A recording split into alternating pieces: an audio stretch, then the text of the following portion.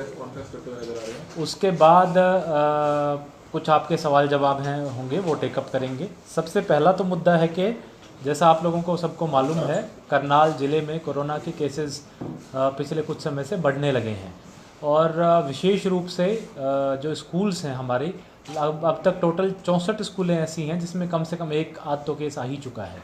Total ज़िले में अभी 700 750 के करीब एक्टिव केस हैं, लेकिन 64 स्कूल्स ऐसी हैं जिनमें मिनिमम एक स्कूल तो मिला है, बच्चों केस तो मिला है बच्चों का, स्कूली स्टूडेंट्स का। तो इसमें आज माननीय मुख्यमंत्री जी के द्वारा भी सभी ज़िलों की एक वीडियो कॉन्फ्रेंसिंग के तहत मीटिंग ली गई, और फिर ज़िला प्रशासन में हमने भी सारे के सारे ड्यूटी मजिस्ट्रेट्स की और एसएचओज़ की बैठक करके उचित दिशा निर्देश दिए हैं। उनमें एक तो ये है कि हमने टोटल 17 टीमें बनाई हैं, जो हमारे ज़िले में टोटल गवर्नमेंट और प्राइवेट स्कूल मिला के 780 स्कूलें हैं करीब। तो ये 17 टीमें उन 780 स्कूलों की चेकिंग करेंगी, और कोशिश करेंगे कि 5 दिन के अंदर अंदर हम सारी की सारी स्कूलों को एक एक बार कवर कर लें, जिसके तहत हम ये चेक करेंगे कि बच्चों को मास्क दिए जाते हैं या नहीं दिए जाते। चाहे सरकारी स्कूल हो या प्राइवेट हो, ये अनिवार्य है कि बच्चे मास्क पहन के बैठेंगे, और स्कूल प्रशासन, अगर बच्चे नहीं पहन के आते मास्क तो स्कूल प्रशासन उनको उपलब्ध कराएगा। तो मास्क पहनना एक चीज़ देखेंगे, सैनिटाइज़र्स का इस्तेमाल हो रहा है या नहीं हो रहा वो देखेंगे, सोशल डिस्टेंसिंग होनी चाहिए। ये सारी चीज़ें देख करके जहाँ जहाँ भी गलतियाँ पाई जाएंगी वहाँ पे फिर हम उनको स्कूल प्रशासन को नोटिस देंगे, डिज़ास्टर मैनेजमेंट एक्ट में भी और आईपीसी में भी। इसके अलावा जितने भी हमारे आजकल काफ़ी सोशल फंक्शंस आयोजित होते हैं, चाहे वो शादियां हों, मैरिजेस हों, या आने वाला अब होली का समय है तो होली मिलन के काफ़ी सारे कार्यक्रम आयोजित होने हैं। पीछे शिवरात्रि थी, इसके बाद आने वाले समय में नवरात्रे आएंगे, फिर बैसाखी आएगी। तो जितने भी सोशल फंक्शंस हैं, इसमें विशेष रूप से आयोजक की जिम्मेदारी रहेगी कि कोविड रिलेटेड प्रोटोकॉल्स निश्चित रूप से फॉलो हों। अगर नहीं होंगे तो ये हमारी 17 टीमें जा के वहाँ पे चालानिंग करेंगी और वहाँ पे उनके खिलाफ कार्रवाई भी करेंगे। चालानिंग पे हम विशेष रूप से फोकस करेंगे। सभी टीम्स को बाकायदा मैं कहूँगा टारगेट्स दिए गए हैं कि उन्होंने रोड पे खड़े रहना है पूरे टाइम, लोगों को चालानिंग करनी है, फंक्शंस में भी जाना है। सैम्पलिंग पे हम जोर दे रहे हैं, लगभग 2000 टेस्ट हम आज की डेट में दिन में कर रहे हैं। कोशिश करेंगे इसको बढ़ा के 2,500 से 3,000 तक लेके जाएं। अगला हमारा फोकस वैक्सीनेशन है। ज़िले में लगभग 51,000 लोगों को टीका कोरोना का लग चुका है, और अब हमारा जो फोकस है वो सीनियर सिटीजन्स हैं, यानी 60 साल से ऊपर के जो लोग हैं। सोमवार को, हर सोमवार को वैक्सीनेशन डे मनाया जाएगा, जिस दिन पूरी कोशिश रहेगी कि ज़्यादा से ज़्यादा सीनियर सिटीजन्स को टीके लगें। तो इस सिलसिले में हमने जो पिछला सोमवार गया इसको 10,500 टीके लगाए थे। इवन कल बृहस्पतिवार को भी 9,500 टीके हमने लगाए हैं सीनियर सिटीजन्स को। तो एक तो मेरी सभी लोगों से आग्रह रहेगी कि लगभग 70 से अधिक हमने सरकारी केंद्रों पे, स्वास्थ्य केंद्रों पे वैक्सीनेशन सेंटर बनाए हैं, 20 के करीब प्राइवेट सेंटर्स भी हैं। तो इन सब जगह जो भी 60 साल से ऊपर का हो तुरंत कोरोना की डोज लेके जाए। साइंटिफिकली प्रूवन है, सब लोगों ने लगा लिया है, माननीय प्रधानमंत्री जी ने भी, सभी लोगों ने, हमने खुद भी वैक्सीन लगाई है, पूरी तरह से सुरक्षित है, उसमें किसी भी प्रकार से डरने की आवश्यकता नहीं है। इसके अलावा एक जो नई चीज़ है वो अभी चूँकि प्रोक्योरमेंट का सीज़न शुरू होने वाला है, फसल को ख़रीद का सीज़न शुरू होने वाला है, तो उसमें एक तो मैं सब लोगों से आग्रह करूंगा जो किसान भाई हैं कि मेरा फसल मेरा ब्यौरा पोर्टल पे अपना की फसल की रजिस्ट्रेशन करवा दे। पोर्टल दोबारा से खोला जा रहा है, अगर उसमें कोई भी किसान अगर रजिस्ट्रेशन नहीं कराता है तो उसकी फसल की खरीद नहीं की जाएगी या सबसे अंत में की जाएगी, उसको परेशानी भुगतनी पड़ेगी। इसके अलावा सरकार का जो है इस बार कॉल भी है कि किस स्मूथ तरीके से प्रोक्योरमेंट करनी है, और जो किसान है सीधा उनके खाते में पैसे डालने हैं, तो प्रशासन उसके लिए पूरी तरीके से तैयार है। अब कुछ महत्वपूर्ण जो प्रोजेक्ट्स हैं जो करनाल ज़िले के हैं, जो या तो शुरू किए गए हैं या कंप्लीशन के कगार पे हैं, उनके बारे में मैं बता दूं। एक तो ईस्टर्न बाईपास हमारा प्रपोज्ड है, जो कि करण लेक्स के करीब से निकल के और फिर जो कुंजपुरा साइड से होता हुआ वापस से मधुबन जा कर के मिलेगा, और मधुबन से भी आगे मुनक रोड को टच करेगा।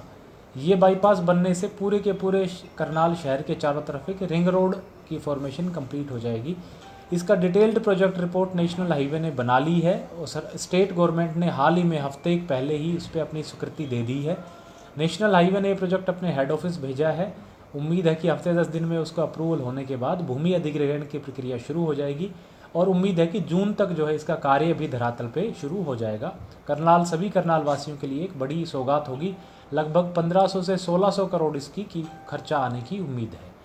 इसके अलावा एक आरआरटीएस कॉरिडोर जो है, दिल्ली से करनाल आरआरटीएस कॉरिडोर है, अभी हफ्ते 10 दिन पहले एनसीआर ट्रांसपोर्ट कॉरपोरेशन की एक टीम के साथ मेरी बैठक हुई थी और उसमें जो आरआरटीएस कॉरिडोर है उसके पे डिटेल चर्चा हुई। उन्होंने वो कॉरिडोर पहले सिर्फ पानीपत तक लिमिटेड था, उसके बाद जो है उसको करनाल में माननीय मुख्यमंत्री जी के प्रयासों के द्वारा बढ़ाया गया है। तो उन्होंने जो ट्रांसपोर्ट कॉरपोरेशन है, एनसीआर ट्रांसपोर्ट कॉरपोरेशन, उन्होंने लैंड सर्वे का काम पूरा कर दिया है। प्राइमरीली 3 स्टेशन उसके प्रपोज्ड हैं। पानीपत तक तो दिल्ली से पानीपत 17 स्टेशन थे, पानीपत से करनाल 3 स्टेशन प्रपोज्ड हैं। एक तो घरौंडा में स्टेशन बनेगा, एक करनाल शहर के साउथ में बनेगा जो मधुबन साइड होगा, और आखिरी स्टेशन होगा बलडी बाईपास पे करनाल नॉर्थ। और ये मेट्रो से लगभग काफ़ी इसकी जो एवरेज स्पीड आएगी वो 100 किलोमीटर्स पर आएगी, जो किलोमीटर्स पर आवर आएगी। मेट्रो की, दिल्ली मेट्रो की स्पीड अभी एवरेज 30 से 40 किलोमीटर पर आवर आती है। तो ये इससे जो दिल्ली की जो डिस्टेंस है वो लगभग 1 से 1.5 घंटे में हम जो है पूरी कर सकते हैं। तो ये भी अगेन शहरवासियों के लिए एक बड़ी अच्छी सौगात निकल के आएगी। जो हमारी शुगर मिल है लगभग 270 करोड़ से, उसका रेनोवेशन का और उसकी कैपेसिटी बढ़ाने का कार्य प्रगति पे था। वो कार्य लगभग पूरा हो गया है। हमारी कोशिश है कि 30 मार्च से, यानी इसी महीने से, उसका ट्रायल हम शुरू कर दें और लगभग 15-20 दिन के ट्रायल के बाद फिर उसका माननीय मुख्यमंत्री जी के द्वारा उद्घाटन कराएंगे। इस एरिया के, ना केवल करनाल ज़िले के बल्कि इस एरिया के सभी गन्ना उगाने वाले जो किसान हैं उनके लिए एक बड़ी सौगात साबित होगी, क्योंकि इससे मिल की capacity 2200 ton crushing per day से बढ़ करके 3500, यानी लगभग 1.5 गुना इसकी कैपेसिटी हो जाएगी। इसके अलावा वहाँ बिजली बनाने का संयंत्र भी लगेगा और काफ़ी सारी सुविधाएं भी, उसके अंदर की सारी सड़कें बनाई जा रही हैं, सारी सुविधाएं जो उसमें शुगर मिल में दी जाएगी। मेरठ रोड की जो 4 लेनिंग का, 6 लेनिंग और 4 लेनिंग का कार्य है वो प्रगति पे है। हमारी पूरी कोशिश है कि जो इसका डेडलाइन है फरवरी 2022 उस तक हम कंप्लीट कर दें कार्य को। नंगला मेघा चौक पे एक बात आई थी कि वहाँ पहले फ्लाईओवर प्रपोज नहीं था, वो भी हमने सरकार से मंजूर कराया है कि वहाँ पे अब फ्लाईओवर दिया जाएगा ताकि आसपास के 10, 12, 15 गांव हैं उनको इसका एडवांटेज हो सके। स्मार्ट सिटी के तहत करनाल शहर में स्मार्ट लाइट लगाने का टेंडर जो है पहली बारी कैंसिल हो गया था, पार्टीज पूरी नहीं आई थी, दोबारा से लगाया गया है। लगभग 1 हफ्ते बाद वो टेंडर खुलेगा। कोशिश रहेगी कि मार्च एंड तक उसका भी हम कार्य धरातल पे शुरू करा सकें। एविएशन क्लब एक्सपेंशन का आपको सबको सूचना मिल गई होगी। सरकार के द्वारा जो उसका एक्सपेंशन है उसको मंजूर कर दिया है और उसके अंदर जो भूमि की खरीद होनी है किसानों से वो भी मंजूर कर दी गई है। हफ्ते के अंदर जो है वो राशि किसानों के खातों में डाल करके उनसे रजिस्ट्री जो है सरकार के नाम करा ली जाएगी। इसमें कुछ किसान थे जो अपनी ज़मीन बेचने के लिए सहमत नहीं थे, तो सरकार की जो एक लैंड पूलिंग की पॉलिसी है और वॉलंटरी परचेज पॉलिसी है, उसको मिलाकर के अगर 70% किसान किसी भी प्रोजेक्ट में एग्री होते हैं तो बाकी 30% किसानों की ज़मीन सरकार ले सकती है और उनको बदले में कोई ऑल्टरनेटिव लैंड दे सकती है। तो हमने कलवेडी में और वहाँ नेवल में ऑल्टरनेट लैंड आइडेंटिफाई कर ली हैं। जो लगभग 20 से 22% किसान जो एग्री नहीं है उनको ऑल्टरनेट जगह दे दी जाएगी। और इसके जो एविएशन क्लब है इसके एक्सपेंशन का रास्ता अब साफ़ हो गया है। इसकी जो लेंथ बढ़ा करके 5000 फीट की जाएगी और यहाँ पे और डोमेस्टिक एयरपोर्ट का इसके बाद भी प्रोजेक्ट टेकअप किया जाएगा। इसके अलावा जो WJC कैनाल है उसमें काचवा पुल से और कैथल पुल के बीच में जो एक कनाल फ्रंट डेवलप करने का, साबरमती रिवर फ्रंट के तर्ज पे कनाल फ्रंट डेवलप करने का कार्य है वो अब शुरू करा दिया गया है। परसों इसका वर्क ऑर्डर ठेकेदार को दे दिया गया है और वो काम विधिवत रूप से मौके पे शुरू हो गया है। लगभग 8 महीने इस काम में लगेंगे। तो कोशिश रहेगी हमारी कि अक्टूबर-नवंबर के आसपास एक शहरवासियों के लिए लगभग 6.5 करोड़ की ये एक सौगात हम दे दें। इसके अलावा करण लेक के ब्यूटिफिकेशन का प्रोजेक्ट पिछले विजिट पे माननीय मुख्यमंत्री जी द्वारा 15-20 दिन पहले स्वीकृत कर दिया गया था और इसका भी जो एस्टिमेट बनाने का कार्य चला हुआ है। जल्द ही करण लेक को भी ब्यूटीफाई कराया जाएगा ताकि पूरे स्टेट में ही नहीं बल्कि इंडिया में भी करण लेक का नाम एक पर्यटन स्थल के रूप में उभरे। ज़िले में 7 नए कॉलेजेस जो हैं गर्ल्स कॉलेजेस वो बनाए जा रहे हैं, जिसमें जयसिंहपुरा, जुंडला, पाढ़ा, बस्तली, बस्ताड़ा, तरावड़ी है और इसके अलावा एक NCC एकेडमी रायपुरा में है। इन सब का निर्माण कार्य भी इसी साल के अंत तक पूरा कर लिया जाएगा और क्लासेस उसके बाद शुरू करा दी जाएंगी। इसके अलावा स्मार्ट सिटी के द्वारा कुछ प्रोजेक्ट लिए गए हैं जिसमें शहर के जितने भी पार्क हैं वहाँ पे ओपन एयर जिम लगाने की बात थी। लगभग 70 के करीब ओपन एयर जिम पार्क हमने आइडेंटिफाई करे हैं और वहाँ ओपन एयर जिम लगाने का कार्य चालू है। लगभग 20-21 में कार्य काफ़ी प्रगति पकड़ चुका है। शहर का इस प्रोजेक्ट, ये 3 महीने का प्रोजेक्ट है, 3 महीने के बाद शहर का कोई भी पार्क ऐसा नहीं बचेगा जिसमें ओपन एयर जिम ना लगा हुआ हो। इसके अलावा जितने भी हमारे फ्लाईओवर्स हैं करनाल में, अगर मैं बात करूं नमस्ते चौक से लेकर के और बलडी बाईपास और उसके उधर फिर आगे इवन झिलमिल ढाबा के सामने जो फ्लाईओवर है, ये मिला के टोटल 7 फ्लाईओवर हैं। इन सब के रेनोवेशन का कार्य हमने स्मार्ट सिटी में लिया है और वो कार्य प्रगति पे है। नमस्ते चौक और देवीलाल चौक पे कार्य अभी चल रहा है, बाकी चौकों पे भी काम जल्दी शुरू करा देंगे। 6 महीने के अंदर अंदर सारे के सारे फ्लाईओवर्स हम इसको तैयार करा देंगे। तो ये मेजर हमारे डेवलपमेंटल, और भी सूची काफ़ी लंबी है जो कि मैं DPRO के थ्रू आप लोगों तक भिजवा दिया जाएगा। तो इस प्रकार से काफ़ी सारी जो विकास कार्य हैं वो करनाल में प्रगति पे हैं।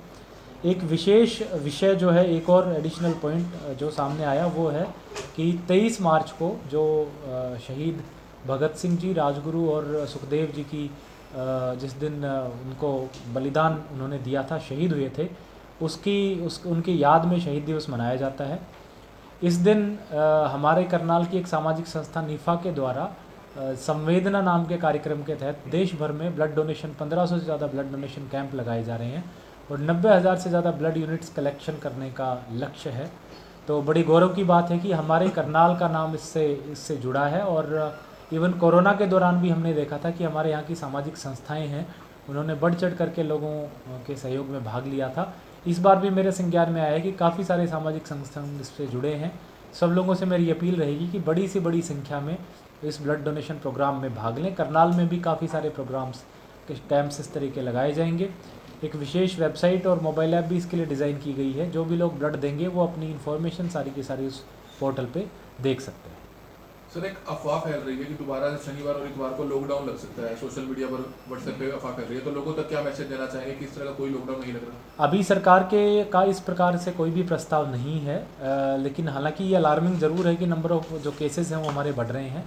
अभी तो हम एहतियात के तौर पे चेकिंग और चालानिंग पे ही निर्भर कर रहे हैं। अभी सरकार का इस तरह का कोई प्रस्ताव नहीं। सर, काफ़ी काम चल रही है सर, कुछ काम है जैसे बसंत विहार है, वहाँ काफ़ी और भी कुछ कॉलोनी है, वहाँ काम रुके हुए हैं सर, ठेकेदार काम नहीं कर रहे हैं, पैसों का अभाव बता रहे हैं, तो सर ये काम कब तक स्टार्ट हो जाएगा? बसंत विहार में विशेष रूप से डेफिशिएंट कॉलोनी के तहत सड़कें और गलियां बनने का कार्य चल रहे हैं। काफ़ी सारी गलियां, लगभग 15-16 गलियां हैं, कुछ काफ़ी सारी कंप्लीट हो चुकी हैं, कुछ बची हैं। मैं इनफैक्ट पिछले हफ्ते भी एक बार राउंड लेके देख के आया था। तो उसमें कुछ फंड्स की कमी थी जो कि फाइनेंस डिपार्टमेंट में उनकी फ़ाइल अटकी हुई थी। जब माननीय मुख्यमंत्री जी आए थे उससे पहले तो हमने उनको नोट भी कराया था और वो फंड जल्दी ही मंजूर करके हम इस कार्य को दोबारा से शुरू करवा देंगे। मंडियों में जो है फसल की किस तरह की तैयारियां हैं वो किसानों से? मंडियों में एक बार तो इस बार जो हर बार की से अलग होगा वो ये कि शेड्यूलिंग के आधार पे ही फसल खरीदी जाएगी। सो जिस भी किसान को और सभी किसानों को एडवांस में आने वाले सीज़न में 1 अप्रैल से जैसे खरीद शुरू होगी तो महीने 1.5 महीने की शेड्यूलिंग सबको मैसेज कर दिया जाएगा मोबाइल पे। तो किसान को पता होगा कि कौन सी तारीख को कितने बजे किस मंडी में उसको अपने फसल लेके आनी है और गेट पे वो मैसेज चेक करा के ही फसल खरीदी जाएगी। तो एक तो सबसे महत्वपूर्ण ये रहेगा कि हर बार की तरह ऐसा ना हो कि इकट्ठा का इकट्ठा एक ही दिन या एक हफ्ते के अंदर अंदर सारा का सारा अनाज आ जाए और फिर उसकी लिफ्टिंग वगैरह ना होने की वजह से उसमें नुकसान हो। कई बार बारिश या जल भराव होने की वजह से वो ख़राब होता है। तो अब शेड्यूलिंग के हिसाब से खरीदी जाएगी ताकि उसमें कोई भीड़ भाड़ ना हो और अच्छे तरीके से अच्छी व्यवस्था के साथ फसल खरीदी सर, हर सीजन में देखा जाता है, चाहे धान का सीजन हो चाहे गेहूं का हो, कि कुछ भ्रष्ट अधिकारी, चाहे मंडी अधिकारी हो, DFSC के हो या दूसरे डिपार्टमेंट्स के हो, वो कहीं ना कहीं अपनी जेबें गर्म करने में रहते हैं। हर बारी मामले भी दर्ज होते हैं। पिछली बार भी जो है फर्जी गेट पास घोटाला जब आयुष सिन्हा जी ने वहाँ पर रेड की, इस तरह का पाया गया। कार्रवाई आगे क्या हुई क्या नहीं हुई तो आपने देखना है बेहतर, लेकिन सबसे बड़ी बात है कि अगली बार इस सीजन में बिल्कुल इस तरह का काम ना हो, तो उसको लेकर कितनी तरह से अलर्ट है? क्योंकि हर बार ये अधिकारी कहीं ना कहीं सरकारी राजस्व को चूना लगाने की कोशिश करते हैं, चाहे राइस मिलर्स के साथ सांठगांठ हो, चाहे अनाज मंडी के आड़तियों के साथ सांठगांठ हो, या कुछ व्यापारियों के साथ सांठगांठ हो जो इस तरह का कारोबार कर रहे हैं, और वो सालों से चलता आ रहा है। इसमें 2 मुख्य मुद्दे हैं। एक तो जो हम चेक करेंगे कि जो भी दागी कर्मचारी अधिकारी हैं जिन पे पहले भी एलिगेशंस रहे हैं या जिनकी इंक्वायरियां रही हैं, FIRs रही हैं, उनको हम जो पब्लिक डीलिंग वाली पोजीशंस हैं यानी जो मंडियां हैं या PDS की जिम्मेदारी है वो नहीं देंगे। दूसरा, आमतौर पे जो इनफैक्ट पिछली बार ही हमने गड़बड़ी पकड़ी थी वो थी गेट पास की, कि किसान के पास जैसे मैंने बताया मैसेज था नहीं कि उस दिन उसको धान लेके आना है और उसके बिना किसी मैसेज के भी गलत जो है गेट पास काट करके उसकी एंट्री करा दी गई। तो इस बार हम इस पर बिल्कुल सख्ती बरतेंगे। इसके लिए CCTV कैमरे लगेंगे, और मंडी के अलावा इंडिपेंडेंट अधिकारियों की इस बार हम ड्यूटी लगाएंगे, जो कि ना तो मंडी बोर्ड से होंगे ना ही फूड एंड सप्लाईज से होंगे। वो किसी थर्ड डिपार्टमेंट के अधिकारी होंगे, चाहे वो एजुकेशन डिपार्टमेंट के हों, चाहे वो पंचायत डिपार्टमेंट के हों, किसी भी विभाग के हों। उनकी ड्यूटी लगेगी ये इंश्योर करने के लिए कि बिना गेट पास के किसी की भी एंट्री ना हो, तो उससे हम इसको पकड़ पाएंगे। सर यूपी के किसानों के लिए टीचर्स ने अपने आप ऑब्जेक्ट किया कि हमारी ड्यूटी लगाई है, and how can you ensure कि मतलब वो आगे भी ड्यूटी देंगे? टीचर्स का जो परिवार पहचान पत्र वेरिफिकेशन में, बल्कि मैं इनफैक्ट ये अच्छा पॉइंट आपने रेज किया, मैं बताना भूल गया, 1 अप्रैल से मुख्यमंत्री अंत्योदय परिवार उत्थान योजना जो है माननीय मुख्यमंत्री जी शुरू कर रहे हैं। तो उसमें जो भी बहुत ज़्यादा नीडी लोग हैं, ज़रूरतमंद लोग हैं, उनको सहायता दी जाएगी। तो उसमें पूरे प्रदेश के पास कुछ ऐसे परिवार आए हैं जिनकी इनकम एक मिनिमम लेवल से कम है, तो उनकी वेरिफिकेशन के लिए इन लोकल कमिटीज़ की ड्यूटी लगी है, जिसमें BLOs और टीचर्स भी हैं। इनकी एक मांग थी कि ये हमें जो है टीचिंग का कार्य भी करना है, BLO का कार्य भी करना है, कोई रेमुनरेशन भी नहीं दिया जा रहा है एक्स्ट्रा, और हमसे काम लिया जाता है। तो इसमें सरकार ने 2 चीज़ें इस पे की हैं। एक तो ये कि इनका साल का 4,000 रुपये मेहनताना तय किया है, ताकि इनको एक ऑनरेरियम उसके आधार पर मिले। दूसरा, सरकार ने जो कमेटी बनाई है उसकी डेफिनेशन वाइड कर दी है। अब उसमें कुछ और प्रकार के कर्मचारी अधिकारी भी लिए जा सकते हैं। तो अगर कहीं पे कोई BLOs की इशू है, शॉर्टेज है, कोई दिक्कत है, तो उनको रिप्लेस करके किसी और डिपार्टमेंट के अधिकारी को भी लेने का प्रावधान सरकार ने 2 दिन में किया है। फिर भी मेरी आग्रह रहेगी, क्योंकि अभी स्कूल्स में कार्य जो है वो सीज़न के बाद, अभी बीच में छुट्टियां भी आएंगी, एग्ज़ाम्स का टाइम भी होगा, तो जो BLOs की जिनकी ड्यूटी है, क्योंकि हाउस होल्ड के घर को जानते हैं, सर्वे करते हैं, तो उनसे उचित माध्यम नहीं हो सकता, नंबर 1। नंबर 2, हर एक कमेटी को मुश्किल से 20 से 25 परिवार दिए गए हैं वेरिफिकेशन के लिए। तो मुझे नहीं लगता कि एक BLO के लिए 1 दिन का कार्य होगा ये, मुश्किल से 20-25 घर में जाके वेरीफाई करना। तो ये विरोध करना मुझे नहीं लगता कि जायज़। You have claimed that the NCC Academy is about to commence, and recently 5 महीने पहले ही PWD डिपार्टमेंट, एजुकेशन डिपार्टमेंट को रिवाइज प्लान भेजा था, but it is lying in the files. ये बिल्कुल मेरे नॉलेज में आ गया। इसका जो एक ब्लॉक है अराईपुरा NCC Academy, एक ब्लॉक तो इसका पूर्ण हो चुका है। दूसरा ब्लॉक में जो रिवाइज्ड एस्टीमेट है वो हमने भी सरकार के स्तर पे बात की है। बजट सेशन की वजह से कुछ व्यस्तताएं थी, इसके बाद तुरंत इसको मंजूर करा के दूसरे जो फेज़ है इसका कार्य भी शुरू करें। सीमांत किसानों का जो है रजिस्ट्रेशन जो है, इसमें दो मुद्दे हैं। एक तो खरीदारी सिर्फ उन्हीं किसानों की होगी शुरू में जो हरियाणा के रहने वाले हैं, जिनकी डोमिसाइल हरियाणा की है लेकिन जिनकी ज़मीनें उत्तर प्रदेश में पड़ती हैं। ऐसे किसानों को मान लीजिए हम सीमांत किसान कहें, तो उनकी खरीदारी के तो उनकी रजिस्ट्रेशन हमने करा दिया है, उसमें कोई दिक्कत नहीं आएगी।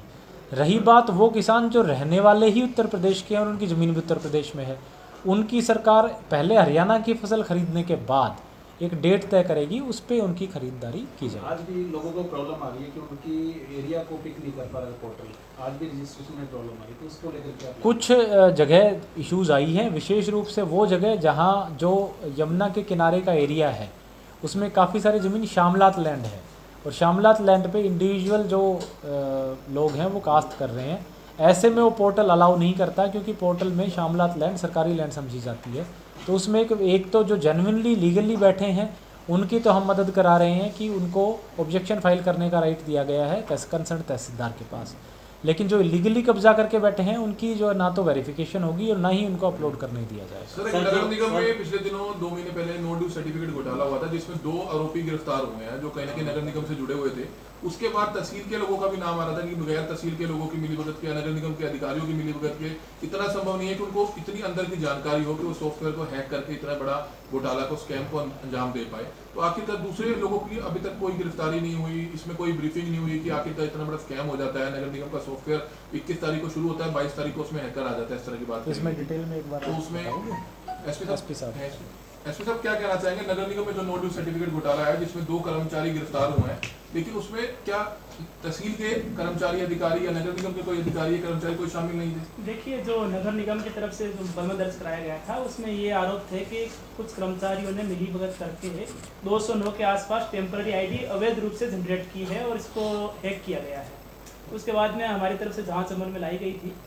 जांच के दौरान ये पाया गया कि जो अनऑथराइज कॉलोनी है उनकी रजिस्ट्री करवाने के लिए उस एरिया को ऑथराइज के रूप में भर करके उसके बाद में टेम्पररी आईडी जनरेट की गई और उसके आधार पर नो ड्यूज सर्टिफिकेट जारी किए गए थे। 2 आरोपी इसमें गिरफ्तार किए गए थे, लेकिन हैकिंग जैसी कोई बात सामने नहीं आई थी कि किसी ने सॉफ्टवेयर को हैक किया था और उसके बाद में ये इस प्रकार से एनडीसी और टेम्पररी आईडी जनरेट हुई थी। उसके बाद का जहाँ तक विषय है, तहसील से जो अनऑथराइज्ड एरिया की एनडीसी जारी करवाने के बाद उसको ऑथराइज दिखा करके जो टेम्पररी आईडी जनरेट हुई और फिर उसके आधार पर किसी और एरिया की रजिस्ट्री जो करवाई गई थी, उसके बारे में मैंने डीसी साहब को एक पत्र भी लिखा है। डीसी साहब उस पर जो भी अपनी तरफ से उचित संज्ञान लेंगे और हमने ये भी उनसे अनुरोध किया है कि यदि इस मामले में पुलिस के लेवल पे कोई जांच की आवश्यकता हो तो वो भी हमें सूचित करें। सर, क्योंकि ब्रीफिंग जरूर होनी चाहिए, इतना बड़ा एक स्कैम सा हो जाता है, कौन लोग शामिल हैं, क्योंकि जो शिकायतकर्ता मैडम महिला थी इसमें, ईओ मैम थी, वो उनका भी ट्रांसफर हो जाता है, उसी दौरान ही ट्रांसफर हो जाता है, जबकि खुद शिकायतकर्ता थी और उन्होंने जब शुरुआत में अपने लेवल पे जांच की थी ज्वाइंट कमीशन ने, और उन्होंने कहा था कि हैकिंग हुई है, लेकिन ऐसा लगता नहीं है कि कोई ना कोई अधिकारी तहसील लेवल पे या नगर निगम लेवल पे कोई ना कोई जो शामिल होगा जो अंदर के इनको पॉइंट्स, इतनी जानकारियां जो है दे रहा था। देखिए, जो जांच होती है वो सभी जितने भी हमारे पास में जो हम साक्ष्य एकत्रित करते हैं, चाहे वो डिजिटल साक्ष्य हो, चाहे किसी को वर्बली बुला करके उनसे जो पूछताछ होती है, उसके आधार पे बाद में कोई कंक्लूजन निकाला जाता है। मैंने आपको पहले ही बताया कि हैकिंग जैसी इसमें कोई बात नहीं थी। हाँ, कुछ जो आरोपियों ने मिली भगत करके आपस में जो अनऑथराइज्ड एरिया की रजिस्ट्री करवाने के लिए एक सारा घटनाक्रम हुआ था, उसमें 2 आरोपी गिरफ्तार कर लिए गए हैं। अभी हमने मामले को कंक्लूड नहीं किया है, हमारी तरफ से मामले की जांच जारी है।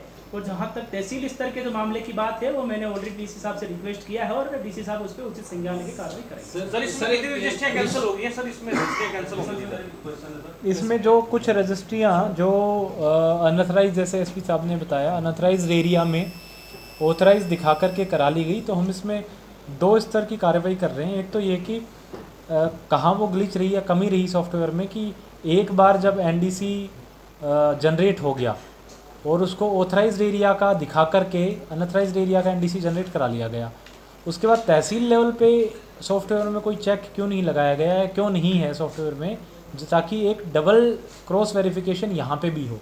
क्योंकि अभी ये हुआ कि एनडीसी जैसे ही निगम ने जारी की तो यहाँ ये मान लिया गया तहसील में कि चूँकि नो ड्यूज सर्टिफिकेट जारी हो चुका है, इसका मतलब वो लीगल प्रॉपर्टी है और इसलिए उसकी रजिस्ट्री कर दी जाए। एक तो हम जो सॉफ्टवेयर में जो है ये चेंज चाह रहे हैं वो कर भी दिया गया है अभी इवेंचुअली। दूसरा, एक हम ये भी तय कर रहे हैं कि इसमें किसी की जानबूझ के गलती तो नहीं है तहसील लेवल पे। जो एसपी साहब ने से मेरे से कल या परसों कम्युनिकेशन आया है, मुझे लेटर आया है, उसके बेसिस पे हम ये चेक कर रहे हैं कि क्या जानबूझ के कोई इस तरह की गलती की गई है। अगर ऐसी की गई है तहसील स्तर पे, फिर तो ज़रूर कार्रवाई करेंगे। जहाँ तक जो रजिस्ट्री हुई हैं उनका जो एक लीगल प्रोसेस है उनको कैंसिलेशन का, वो शुरू कर दिया गया है और जो सॉफ्टवेयर है उसको भी फुल प्रूफ बना दिया गया है। तो अब उसमें मुझे नहीं लगता आगे इस तरह की कोई बात होगी। संख्या टोटल 209 टेम्पररी आईडी जनरेट हुई थी, उसके आधार पे 106 रजिस्ट्री जो हमने वेरीफाई किया है, 106 रजिस्ट्री का डिटेल हमारे पास में आई है। डीसी साहब, जो सब्जी मंडी है, एक्चुअल सब्जी मंडी है, वो अभी तक शुरू नहीं हो पाई है। वहाँ करोड़ों रुपए की दुकानें हैं जो बनाई गई थी और कुछ लोगों ने दुकानें ली थी कि सब्जी मंडी शुरू होगी, उनका व्यापार बढ़ेगा, लेकिन वो लोग, कुछ लोगों की तो उसमें डेथ भी हो चुकी है और आज तक वो सब्जी मंडी काफ़ी सारे लोग उधर शिफ्ट नहीं होना चाहते। पहले मेरे दिमाग संज्ञान में बात आई भी थी, मैं विज़िट भी करके आया था।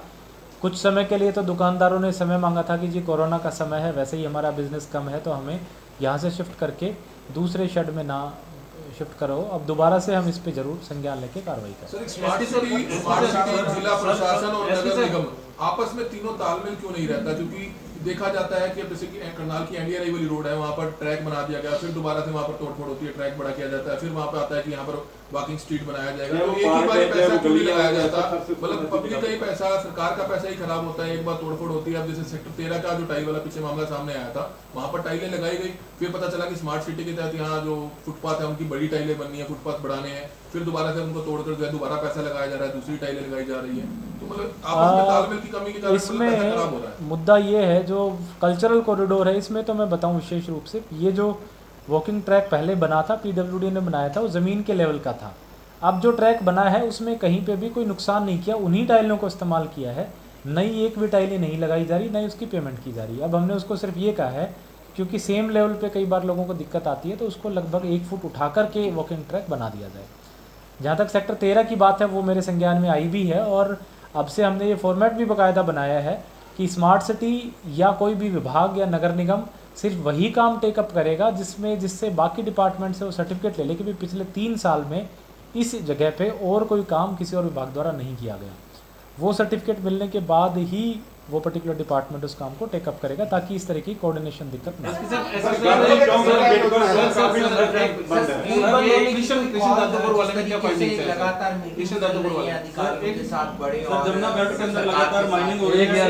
अभी कोई स्कूल बंद होने का प्रावधान नहीं। जमुना बेल्ट में सर लगातार माइनिंग हो रही है और वहाँ पे पहले भी पानी आता है, बरसात आती है, जब बाढ़ आती है तो पानी कटाव हो जाता है, लेकिन लगातार माइनिंग हो रही है तो हम कंप्लेंट करते हैं, फोगाट साहब से बात करते हैं, वो टीमें भी लगा देते हैं, तो जब हम बताते हैं मौका पे वो अपना ट्रैक्टर ट्राली जैसे भी छोड़ के चले जाते हैं। देखिए, इस प्रकार की कुछ शिकायतें अभी विगत दिनों से मेरे पास में भी आ रही थी।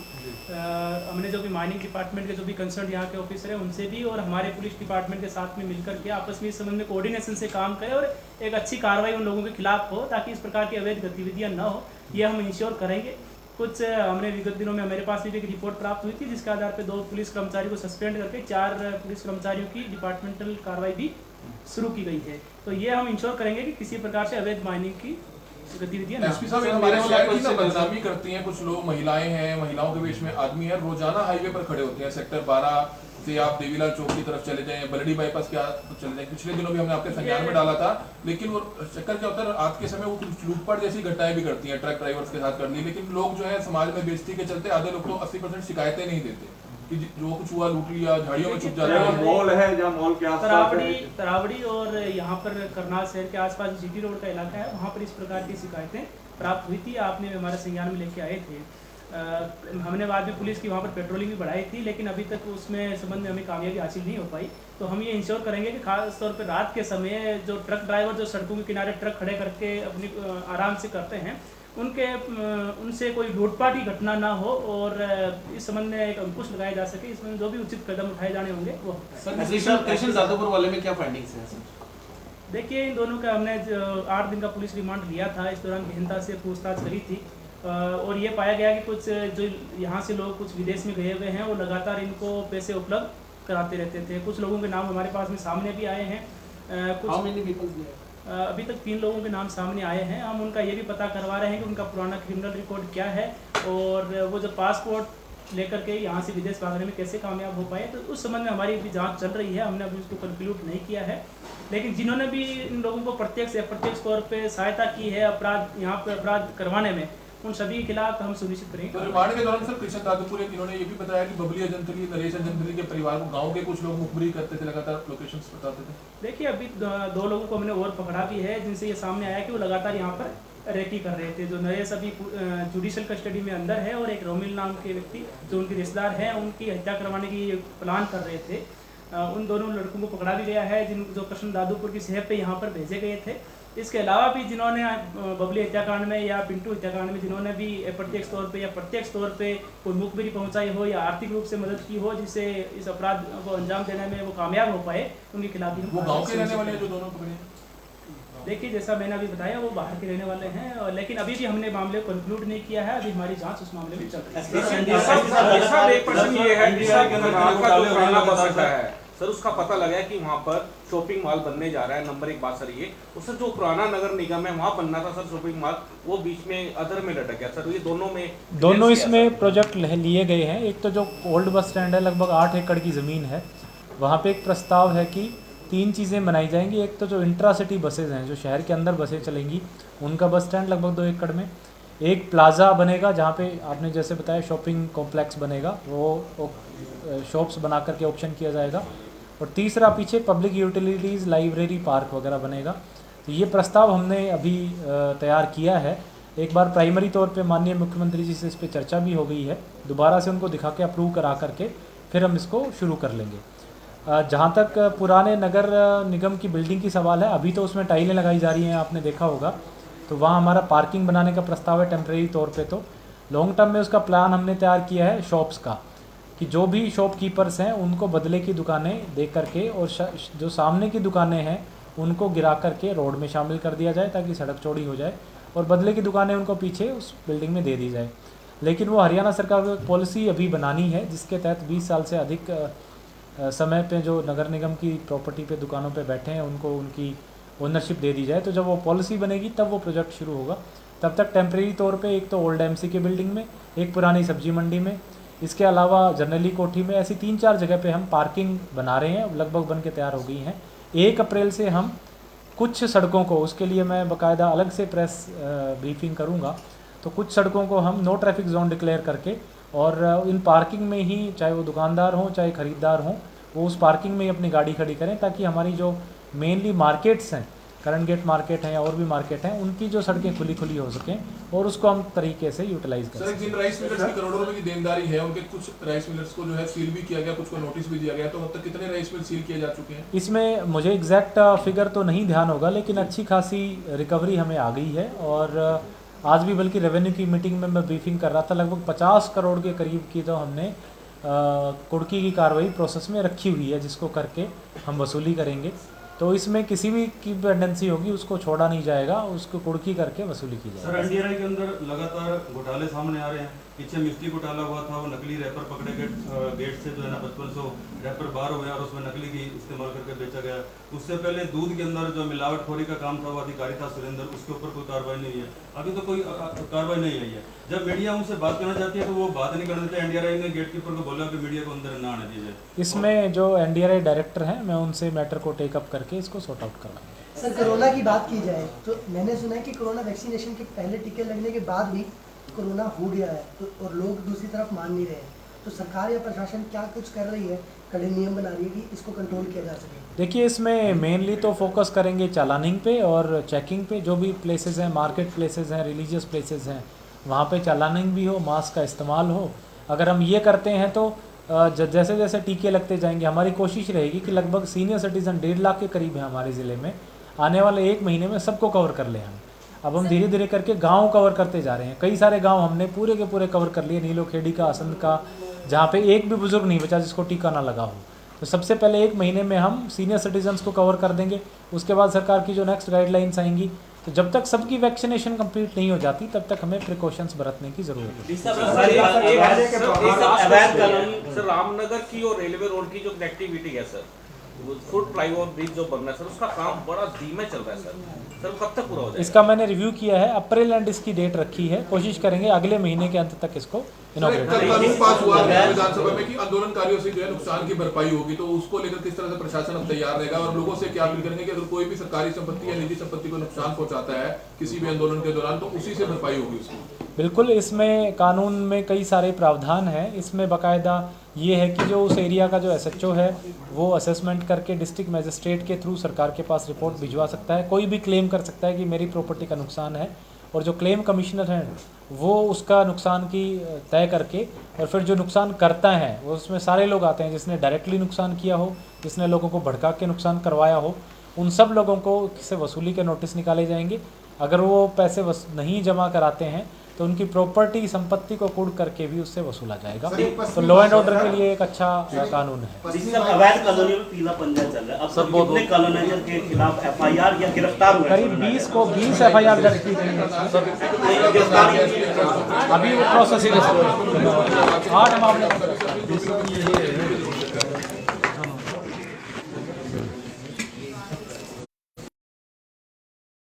टाइम्स और आपको हमने डिप्टी कमिश्नर करनाल निशांत कुमार यादव और एसपी गंगाराम पुनिया की जो पीसी थी, प्रेस कॉन्फ्रेंस थी, उसके बारे में आपको पूरा दिखा दिया और आपको पूरे करनाल के अंदर क्या क्या डेवलपमेंट्स होने जा रही हैं, किस तरह से जिला प्रशासन काम कर रहा है, ये पूरी की पूरी जानकारी हमने आपको दिखाई। और इसके अलावा जो एनडीसी घोटाले को लेकर था, जो मामला इसके अंदर जो एनडीसी घोटाले को अब तक टाइम्स ने जो उठाया हुआ था, इसके अंदर भी प्रशासन का जो पक्ष था वो खुलकर सामने आ गया। ये बात तो क्लियर हो चुकी है कि एनडीसी घोटाले का जो पोर्टल था वो हैक नहीं हुआ है, ये बात एसपी साहब ने बड़ा क्लियर कर दिया है। लेकिन इस मामले के अंदर एक काउंसलिंग चल रही है, एक पत्राचार चल रहा है। एसपी करनाल ने डिप्टी कमिश्नर करनाल को एक पत्र लिखा है, वो आपको हम बता देते हैं। वो पत्र ये लिखा गया है कि जो रजिस्ट्रियां एनडीसी घोटाले के तहत हुई हैं, उन रजिस्ट्रियों की लाइबिलिटीज़ किन लोगों की है, इस बारे के अंदर पूरी की पूरी एक जवाब जल्द ही डिप्टी कमिश्नर करनाल की तरफ से आने वाला है। और जहां तक हमें जानकारी मिली है कि इस मामले में बड़ी कार्रवाई हो सकती है। आप देख रहे हैं अब तक टाइम्स, मैं हूं विकास सुखीजा अपने साथी कृष्ण के साथ। नमस्कार, जय हिंद, जय भारत।